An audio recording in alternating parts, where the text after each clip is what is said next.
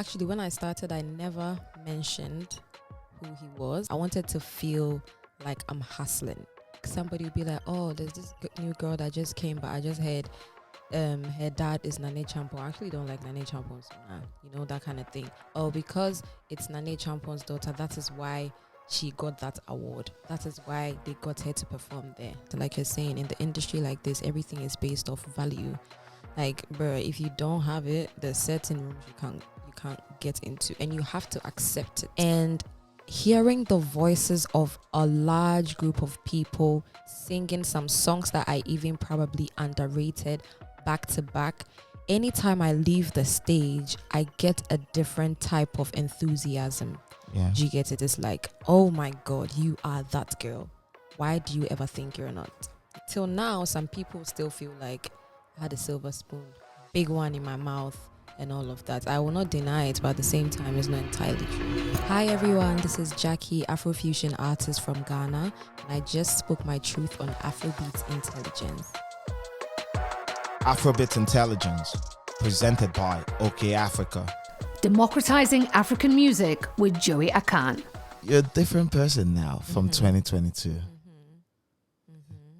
That head nod. I'm so glad you can tell and you can see. That makes me actually very happy. Yeah, but you could see everything that has happened. You saw what happened with Seed. Yeah. With its soulful simplicity and how it skyrocketed you. Yeah. And then you move on to My Diary. Yeah. Where you were more expansive. You could see that. And then you had a lot more collaborative approach there. Yes. Flames with Davido was amazing. Absolutely. And the album came.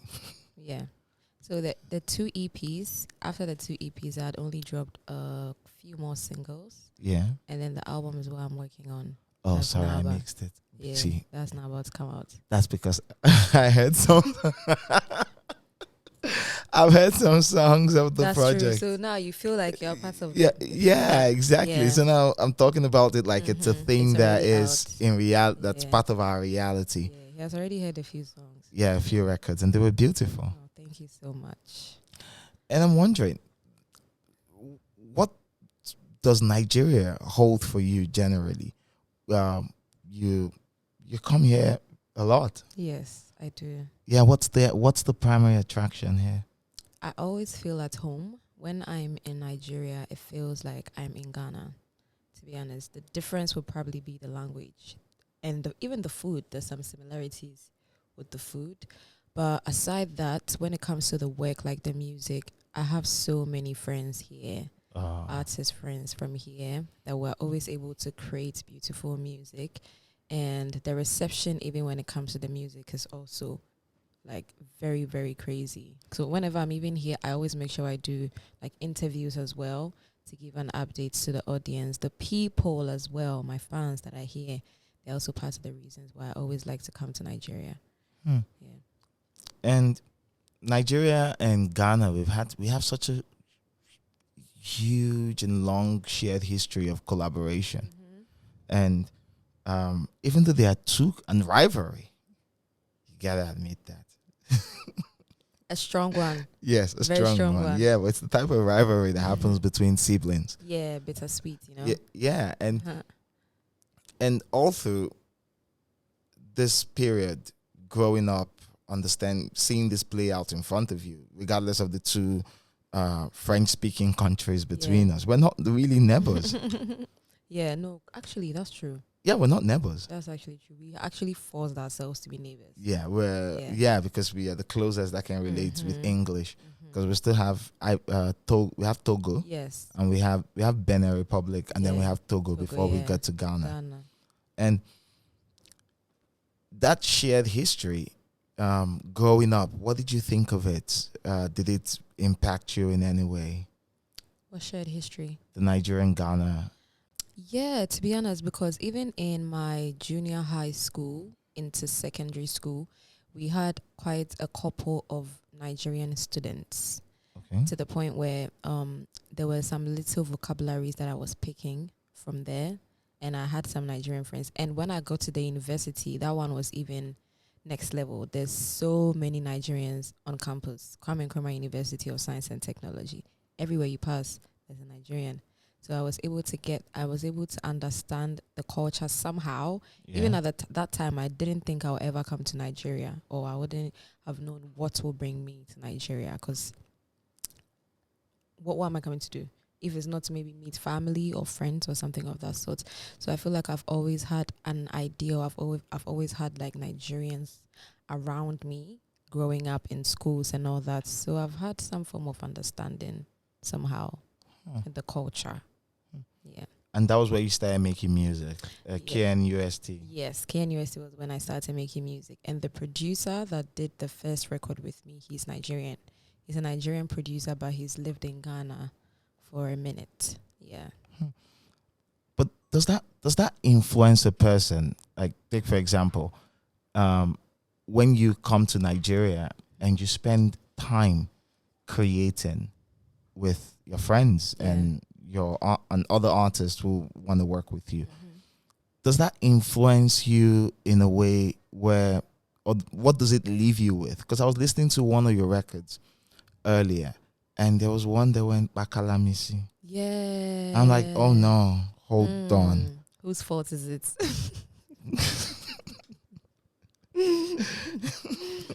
I'm like, this is not true. Yeah, definitely not. So it leaves you with something. Yeah, so Bakalamish was actually Lamba. So the whole song, Something, big shouts to P Prime, he produced that record. The whole song was a freestyle. So I got into the booth and I was freestyling from the beginning to the end. And then after, I had to put in the story or the words so it makes some sense. But when it got to that part, I actually said that Bakalamish in the freestyle. Now I wanted to replace it with a word, but it was just not sitting right. It was not making the feel that you get when you hear that word. It was changing it. So I was like, you know what, maybe we should keep it. P Prime was like, yeah, I think we should just keep it. So it's more like a music lamba, but the word sounds like a Nigerian word. I think somebody told me it had a meaning, but I don't remember. Bakalamisi is like, you're busting my head. Like, really? Yeah, someone's astounded you, surprised you. What language? It's Igbo. Okay. Bakalamisi. Yeah, because I remember somebody said it's not just lamba, it's actually a word. It's actually an Igbo phrase. So I have the spirit in me. Because I just said something and it means something, you know. And even how comfortable you're using the word lamba. Yeah. Lamba is not Ghana. Yeah, I'm telling you guys, I'm a Niger babe at this point. Yes, I'm Ghanaian and Nigerian. Oh no. Nigerian by association. We've stolen you. Yeah. And right now I'm just looking for a name. I've been hearing a couple, but I need a name that I'll just keep for myself. People will try to offer you names, but when your name finds you, you'll know. Yeah. Hallelujah. Amen. I agree. And speaking about the heritage between the countries and that go way back, your father is one of the pioneers of something we adopted. Yes, highlife. Highlife. Nana Acheampong. Nana Acheampong, absolutely correct. I got the pronunciation. So correct. You're the first person to mention my surname really correct. For real? Acheampong, yeah. Oh, look at that. You love Ghanaians now, I know. Yeah, I know. Those are my people, and we'll get to that. Yeah, you love Ghanaians. Yeah, I do. And with Nana and his work, and now the different age, a different time, and by hard work and a lot of like focus and dedication, you still have that musical heritage dripping down. How do you balance the weight of that heritage and charting your course in this era of Afrofusion and Afrobeats and pop music? Maybe I would want you to like rephrase it, because I have so many answers, but I want to say it in one summary. Or maybe I want to answer it once at a time, one topic at a time. Okay. Yeah. I'm just saying you come from a rich lineage of music, and your father. Yeah. And with you're pursuing music, but you're chasing it, at a different time. We had the zeitgeist is different now. We have Afrobeats, Afrofusion. Yes. We've incorporated way too many elements now. Even highlife music has now one of our classical sounds. Yes. Yeah, that's what it has become of Africa. Mm-hmm. And I'm wondering that rich musical heritage, how do you balance the weight of that with pursuing your path in a different era? Yeah. Okay, so one thing about my dad is growing up, he always kind of, I wouldn't say he forced us to love high life music, but we were always hearing it every day. You wake up in the morning, you'd hear high life music at home. You come back from school, he's rehearsing for a high life show. So we grew up around high life music. If growing up as a child, I had it in mind I was going to be an artist, I know for sure that I would have started planning in my mind that I will be a high life artist. Do you get it? So growing up, I was a huge lover of high life music. Now, when I got to the university and I started doing music, that was when I realized that I actually do have love for the other genres as well. And it looks like I'm able to write smoothly with them too. Yeah. So now what do I do? At the same time, at the time I started music, I feel like high life wasn't really in the forefront. It was there, but it wasn't really in the forefront. If you realize right now, there's so many beautiful high life tunes popping in. We have a lot of big popular songs right now that the genre is not just Afrobeats or Amapiano. It's high life as well. Yeah. So I always wanted to find a way to do what I'm actually doing, which is Afrofusion, and also include the high life, because the fusion is what we're doing now and what was being done in the past. Yeah. So fusing all the different genres. So I feel like one thing about me is I always want to have my dad's legacy in my mind wherever I go. And he's always on about, whenever I'm about to drop a song, he's always like, when are you dropping a high life song? When are you going to drop a high life music? Or should I write it for you? And I always tell him that at the right time, I know it's going to happen. And so now I've started trying to infuse like high life instruments in some of my songs, just so that I can also loud that genre as well, in addition to what we are doing now. As a bit of a homage to yes, to the culture. It's interesting having to grow up with a father that has made a name and has impacted the world with his creative will.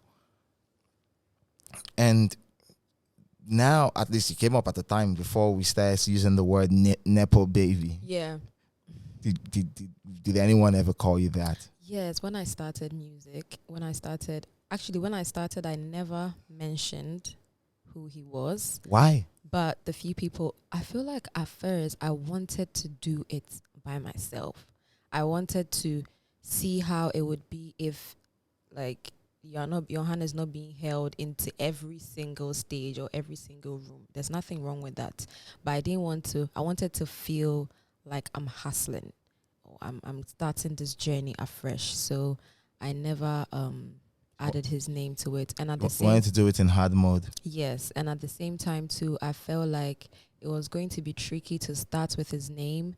It may push some people away. It may also bring some people close. In what way? No, you know how like somebody would be like, oh, there's this new girl that just came, but I just heard her dad is Nana Acheampong. I actually don't like Nana Acheampong, so nah, that kind of thing. That was the thought I had at the time.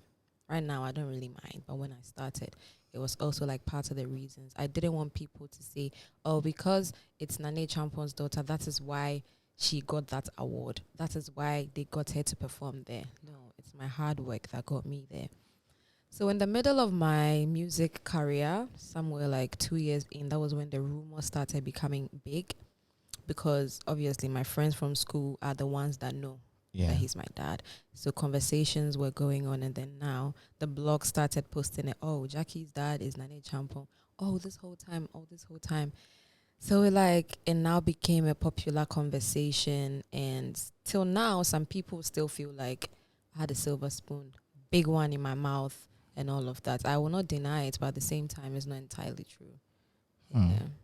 Yeah, because looking in from the outside, especially in cases like this, looking in from the outside, everything it always feels like a bed of roses. Yeah. It feels like you had front seat to, I don't know, divine assistance. Yeah. Just by nature of your existence. Mm-hmm. And But for the most part, speaking to a lot of people, I've come to realize that it's not true. Yeah. You might have by all standards, you might have a decent existence. Exactly. But the work you need to do is a path that you must travel alone. Always. Because I feel like if you don't teach yourself or you don't learn certain things, you are not going to, it means you are not prepared for anything that will come your way. Anything could happen at all. You should be able to save yourself. Do you understand? And then that's one thing that makes me always want to learn. I'm always asking questions. I always want to know something, because at the end of the day, it all boils down to you. You know, everybody can be around you, but when anything happens where you are the only one that can save yourself, you should be able to save yourself. You don't always have to lean on somebody else to do everything in your life. If you're somebody that has that kind of experience, I mean, it's good vibes, but you're walking on eggshells. So you think resilience and self-sufficiency is a muscle? I feel so. A tiny little bit. Yeah. And an industry like music, it requires you to always have that. Always. Because you do a job that's very subjective. Always. I say it all the time that, sometimes we have some people that they view the music industry as, or let me say the creative industry, like, oh, they are just having fun. For instance, this podcast, Yeah. we're having an actual conversation. There's a setup. They are going to do it. They're going to edit it, all of that. They feel like it's more fun and there's not pain or sweat in it, But it's not just that. There's a whole lot that goes into everything creative that is put out. Yeah. That's why some people, when I hear some people undermine the works of TikTokers and influencers, I always be like, no, you cannot say because somebody is a TikToker or an influencer or a content creator, they are not working. There's a whole lot. Bro, the first time I saw somebody do a video and edit in like live, I was like, you guys are really trying. Yeah, it's like the trends and all of that. It is not just about putting your phone in front of the camera and just posting the video. It takes a lot. Same applies to recording music. It's not just as easy as you see it. What now drives you to push through? Because recording music or working in the music industry, it's a bit of a maze. You might have a destination in mind, Yeah. but the path is never in front of you. You've said it. Yeah, and half the time it's like you're just stabbing into the dark, screaming into the unknown, yelling into the void, and just trying to make things stick. Yeah. With variable successes. Mm-hmm. Is passion enough to just keep you going and going and going in that sort of system that has so much chaos and entropy? That's such a good question. Passion plays a huge role. You have to want to get it. Do you get it? You need to see, first of all, you need to see that what you're going for is gold. It's like you're digging a hole and you know that when you get to the end of wherever you are digging to, you're going to find the gold. But if you don't have it in mind that there's no gold there, trust me, you're not even going to think of digging. And even when you get tired whilst you're digging, you don't want to stop because you know you are going to get that. So that vision or wherever you want to get to, you need to have that in mind first. Oh, in a few years' time, I want to make sure I build this thing. It's not even just about music. I want to buy this. I want to do that. What are you going to do to get that? Even if they say you are going to run like a whole marathon for the rest of your life, you know it's going to be worth it in the end. So you are going to do it. So for me, I feel like aside me being passionate about the work, there's something I want to achieve in life. And because of those things, I just can't stop.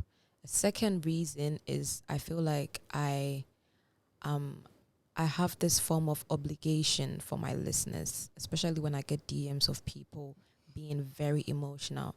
You've not dropped music in a long time. Like my soul depends on your music. I listen to your songs to take me through like my heartbreaks, my down moments. When I see things like that, I feel like I have work to do. Like, even if I think of not doing this again for the sake of one person or two people that literally probably come on my page just to find some peace of mind, just because of them, I have to keep doing it, you know? So those are like some of the two major things that just makes me feel like no matter how tough this maze looks like, I need to find my way into it. Mm. Mm-hmm. But what are the high points for you? I know impact, like personal, heartfelt, deep impact is a gift in itself, because it shows you have improved the life of a person by pouring your essence into a record. For you personally, what are the high points of this journey? What are the moments that shines a light on your heart or lights a flame in your heart? Anytime that I get on stage, right?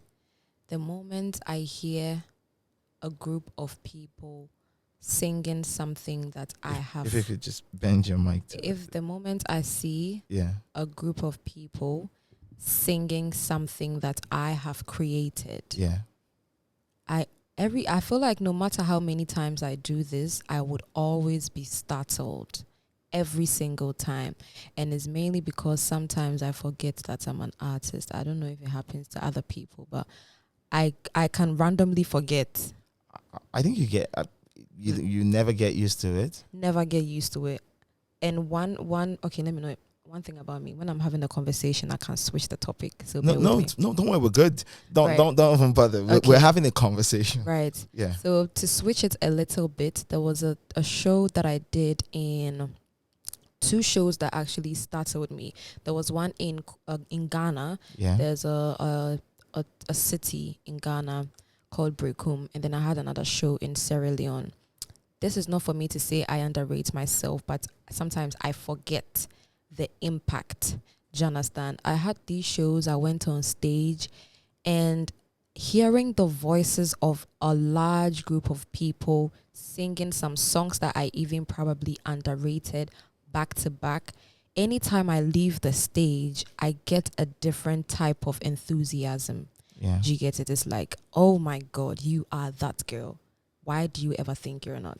You know? So I always get that drive from the fans. I always say this, that the fans actually could be part of the top reasons why I still do this music.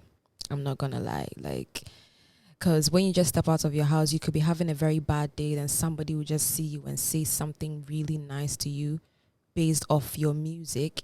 And then you just now want to change your mind that, oh, I wanted to give up, or I wanted to stop. Okay, I'm not stopping anymore.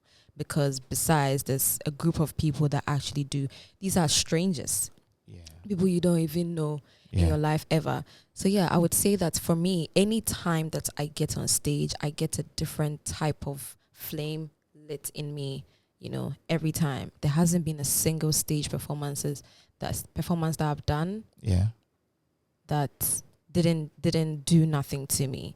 Like I get backstage, and then now I start getting new ideas of what next I want to do. Yeah. So would I be correct to say your lodestar, your cardinal point in this career, it's service? Yes, 100%. Oh, you've just summarized everything that I said. I like people like that because I always talk for so long. Yeah, because you're painting a picture. Yes, and then just summarize it for me. Yeah, because it's service. Yeah. It's service to feel a burning desire within to impact people. Yes. I know it's nice to create a few things and impose your creative will on the world. Yeah. But if you get a deeper satisfaction from seeing people interact with what you've created and seeing all the positive ways in which it has altered their existence or improved the quality of their lives, it's a beautiful thing to do. Yeah. And I think it's a gift. And to now get that and to live for that and to continue to be driven by that, then you're driven to service. Yeah. You're absolutely right. That's literally what it is. what drives service? Love. What's what? I said, what drives service itself is rooted in love. Yes. The love for the next guy. Yes. And it just pushes you to do things. Yeah. That's why, like, when you are in love with someone, that's why they say, like, sometimes, like, you're probably blind or your brains don't work because you would literally do anything. People travel miles. People wake up at dawn to cook. People do crazy things for people they love because, like what you're saying, when you just love someone, the service just comes in automatically. That's why I don't like it when people put rules around love. Now the topic is changing to love. Yeah, it's fine. let it change. Yeah. No, let it change. It's like I don't like it when I see anything. One thing, I'm always on TikTok. The moment I see these are 5 things you should, these are 10 things you should, I will just scroll up. I don't want you to tell me the rules. Because what informs these standards? When did it, where? Like, what makes you think what you're saying is right? And what makes you think it will work for me? I don't think anybody should put rules to love at all. No. It's the way you feel, bro. Your music has a lot of that. Yeah. Yeah.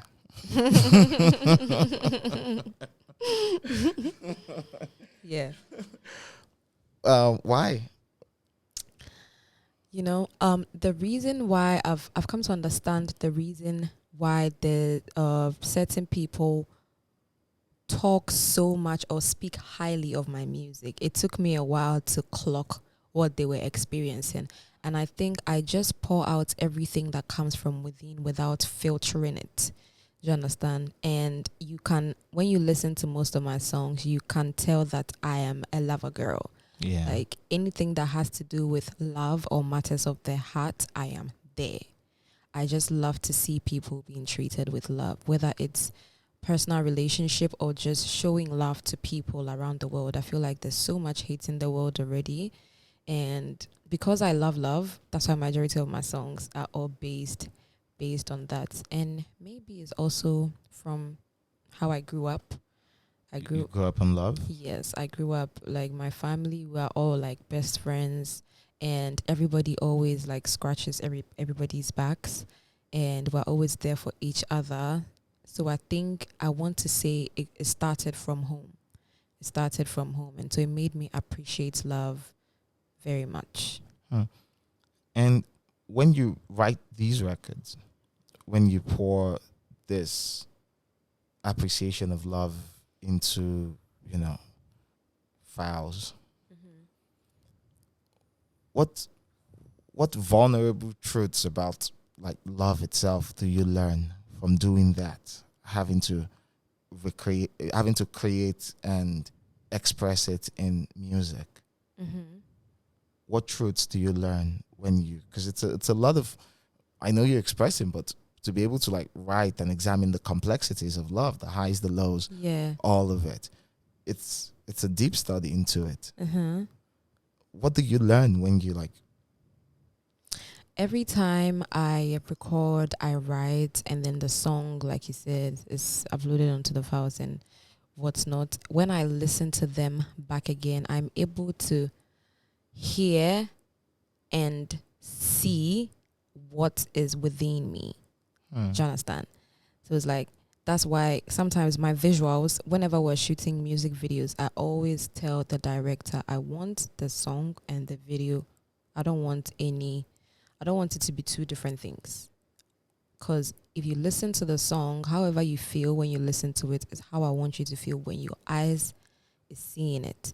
So when I make these love songs and I go back and I listen to them, I'm like, oh, so this is what the organs inside my body, this is how they feel. Do you understand? So it's literally like a visual or like something you're hearing, and it's love being presented in those forms. Do you understand? Yeah. So now, if you are enjoying that love song, you will now get to understand how sweet love is if you actually experience it from within. Do you get it? Yeah. Yeah. And is this how you lead your day to day when the mic goes off? Yeah. Nothing different. You had to check.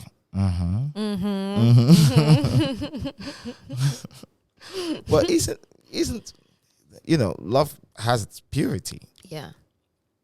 and it's supposed to be pure for it to make sense. Yes. Absolute. 100%. Yeah, well, by its very nature itself, it's pure. If it Yeah. isn't, then it's not love. Yeah. It's tainted. It's an alloy. Yeah. Maybe Did likeness. you do literature in school?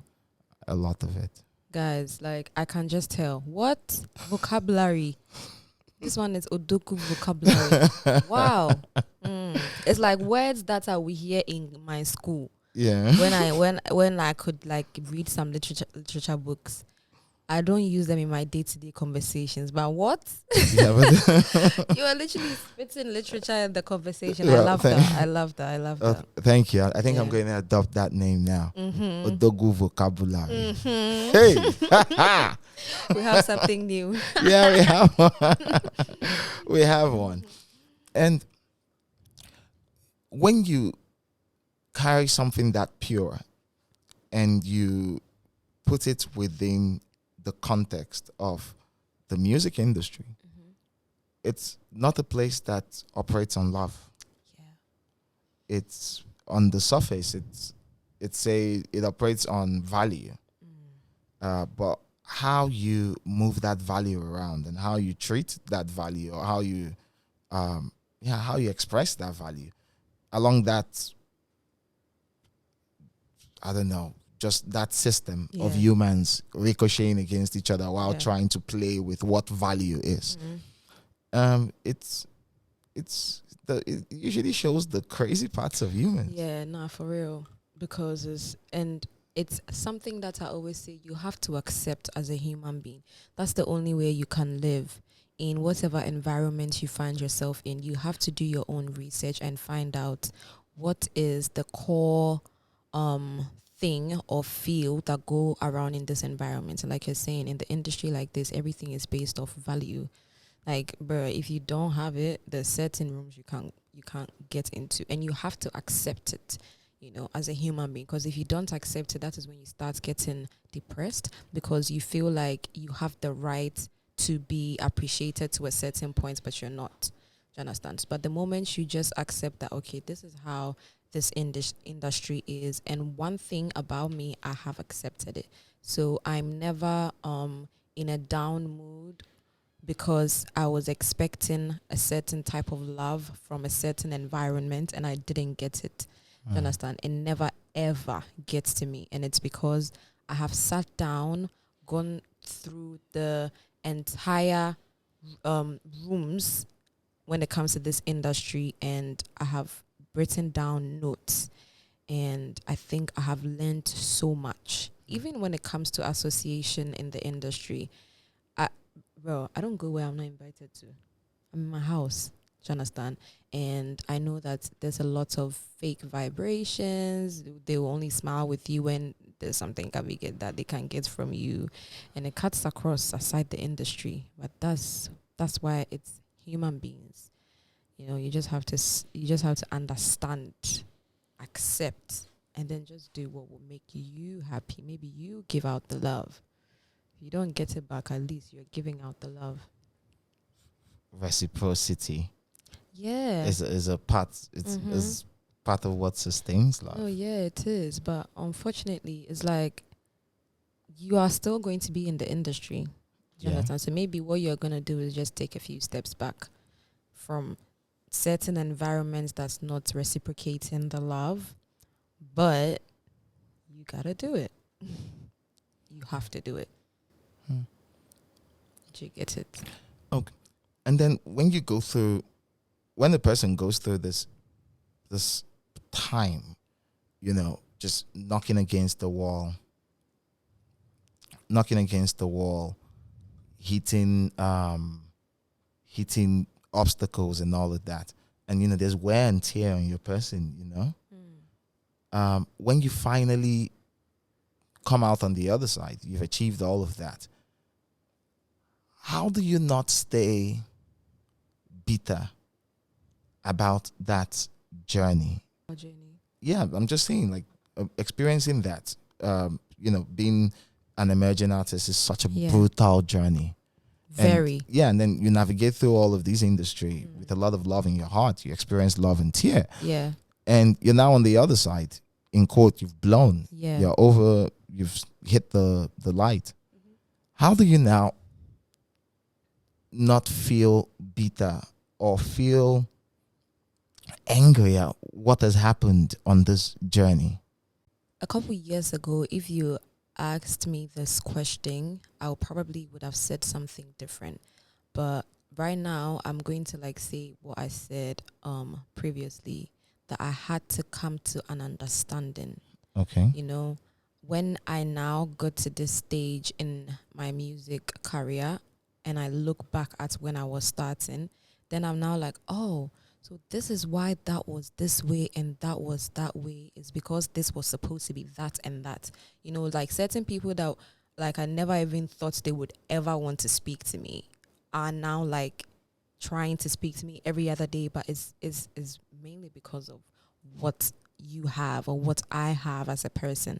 So I just came to an understanding that, okay, this is how it is and it's not going to change. Any emerging artist that will pop out or any emerging creative that will pop up, you try to do certain things, you're not going to get it done your way. You go to certain places, they'll give the chance to some people and then you would have to stand. They might not let you enter or all of that. There's some privileges you wouldn't enjoy, but you have to understand that that is what it is. So it's either you sign up for it or you just don't get in. Do you get what I'm saying? You just have to understand it's like it's part of the contract when you're getting into that space, you know. And the moment you understand it, you wouldn't even want to do certain things that will put you in a certain box where you feel like you are not part of it, you know. Yeah. So I literally came to an understanding that, bro, this is what you guys really are. This is how this industry is. There's nothing that can be changed about it. Now, on the other side, you have major label support. Yeah. Yeah, you have major label support. And how did that, having that, understanding that level of work and understanding that system, now that you're on the other side, how does the major label support, I have two questions actually. The first is, how does that astroturf your game? How does it push your game forward? And then the other one is, you know, working from a position of like love and service, and now you have to find a way to make it intersect with this level of commercial demand, the highest in the world. What does that do to your artistry? Right. I would say the involvement of my label, Sony Music, I believe it was like it became an additional like a speaker. Yeah. You know, maybe like when I started, it was my microphone and maybe my little cute speaker. But now when the label gets attached to it, it's like a louder voice where like you're heard louder. So an amplifier. Yes, an amplifier is the word. That is where I always say that the label has like done to the work. You know, it's just like trying to climb a tree and there's no ladder, so you kind of have to use your legs to you'll be able to do it, but it's just like you're using your legs to do that. And then now the ladder comes in and then you're still climbing, but it's a bit better than when you are not using the ladder. That's basically what it is now. And then it's just, it makes it easier when you, the artist, your artistry is easy to be lauded.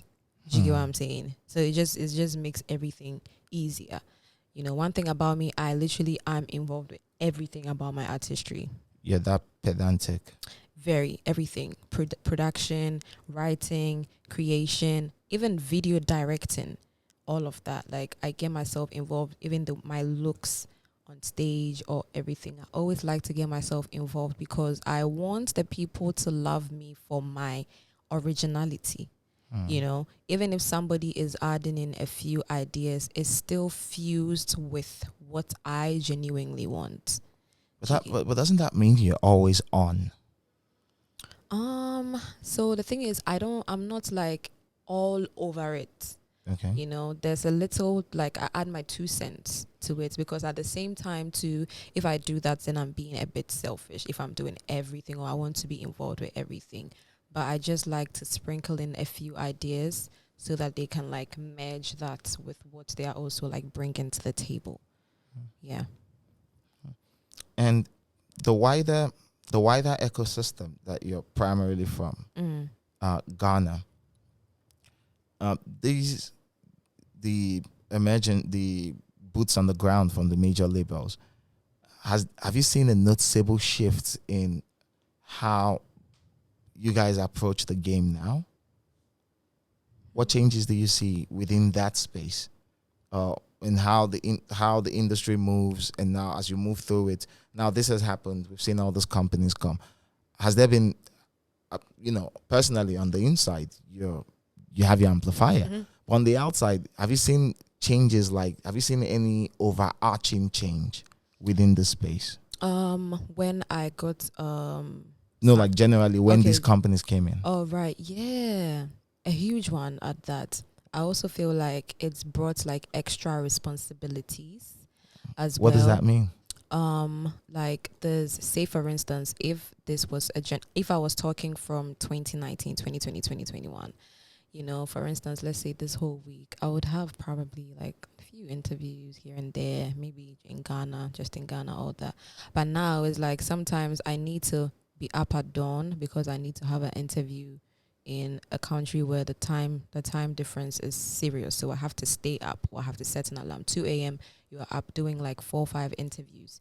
Do you understand? So it's like your market is now opened bigger, and the bigger the market opens up, the larger the responsibilities. Do you understand? So when I started this, I had it in my mind that someday I know I'm going to go international. So what I did was I was training myself for that. I was preparing myself for that. So even things that are not happening, I have it in my mind that it would happen. I'm about to drop my album. I started rehearsing and doing all sorts of preparations with my team. I'm still doing it. The album is not out yet, but I have been preparing towards that because I know this is going to get bigger. Do you understand? Yeah. And if it gets bigger, what if it just comes boom and you're not ready? You're going to be sidelined. So I realized that there were going to be so many responsibilities. Is the one thing that I'll say that has been like the difference between that. And just before you go, you have your album After Midnight. You're giving birth to your album now, After Midnight. I've heard some songs of it. Yeah, I have my favorites. You can tell from his face that. I've got my favorite. You know, we've seen how you have moved from, soulful simplicity of the first project, Seed, into being more expansive. You have a more collaborative bent, and now a new project is here. What has changed in that time? Ooh, a lot has changed. A lot has changed, and I'm so happy. Like 2022, 23, I really just had to sit down to do my homework and study everything, like I was saying. So from my diary and then After Midnight, we are going to hear massive change in the lyrics, in the production mainly, because I realized that the production side of my music was one side I wasn't really paying attention to. But when I started getting involved, I was really like doing so much with it. It's one of the reasons why the album even delayed, because I wanted us to redo the production on all the songs all over again. So you are really going to hear the maturity in the songs. You'll be able to tell that, my diary, Gyakie was still in school. She was, how old was I? Like 21 or 19. And now you can tell the difference that she is growing, So the growth is not just being shown in my age or my looks, but you'll be able to hear it when you listen to the music.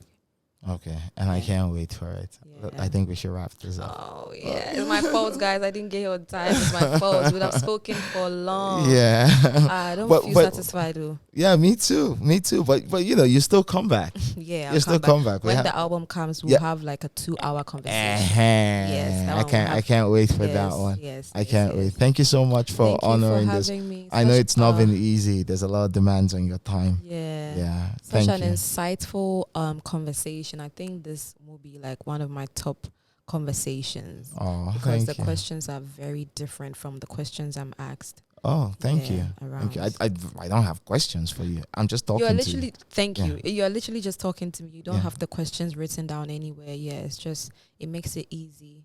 It just flows. So the pact, you'll come back. yes, I'll come back to see Odogu vocabulary. That's a good name. All right, Yeah. guys, we're out. Thank you. Bye. Bye-bye.